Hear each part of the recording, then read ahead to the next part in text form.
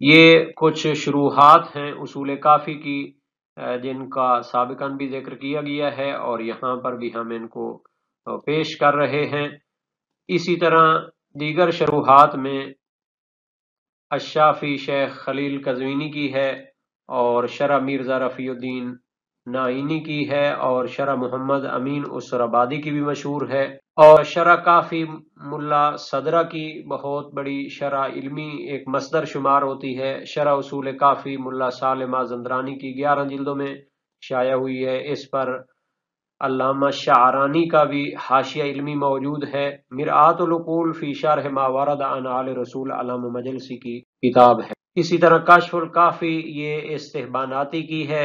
ہدی العقول فی شرح احادیث الاصول اصول کافی کی نہایت علمی تحقیقی شرح ہے، جو جدید تحقیق کے ساتھ المصطفیٰ انٹرنیشنل ریسرچ انسٹی ٹیوٹ سے شائع ہوئی ہے، اور الوافی فیض کاشانی کی 25 جلدوں میں ہے، اور یہ بھی تحقیق کے ساتھ شائع ہوئی۔ یہاں پر کچھ ایسی شروحات کو بیان کیا جائے گا جو برِ صغیر میں لکھی گئی ہیں اور اس کے حوالے سے نہایت علمی کاوش شمار ہوتی ہیں۔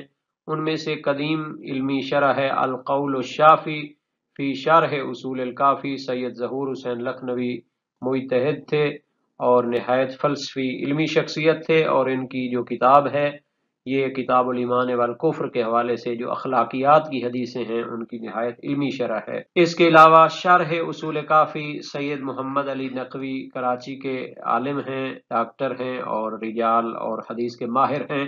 ان کی شرح اصول کافی کی چند جلدیں شائع ہو چکی ہیں۔ یہاں پر ہم اصول کافی کی شروحات کی چند تصاویر ذکر کریں گے، جیسا کہ مرآت العقول ہے، علامہ مجلسی کی کتاب ہے مرآت العقول فی شرح اخبار آل رسول، اور یہ اس کی مشہور طبع کا ٹائٹل ہے۔ اسی طرح الہدایہ لشیعۃ ائمۃ الہدیٰ، یہ شرف الدین محمد مجذوب تبریزی کی ہے، اور یہ بھی چند جلدوں میں ہے، اور دار الحدیث کی تحقیق سے یہ شائع ہوئی ہے۔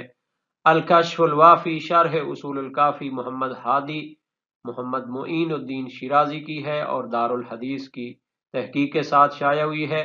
قابل ذکر بات یہ ہے کہ دار الحدیث قم نے کافی کے متعلق ایک انٹرنیشنل کانفرنس کا بھی انعقاد کیا تھا، اور کافی سے متعلقہ متفرق علمی کاموں کو، شروحات، حواشی اور جدید تحقیقات کو 40 ضخیم جلدوں میں انہوں نے موسوعہ کی صورت میں شائع کیا تھا۔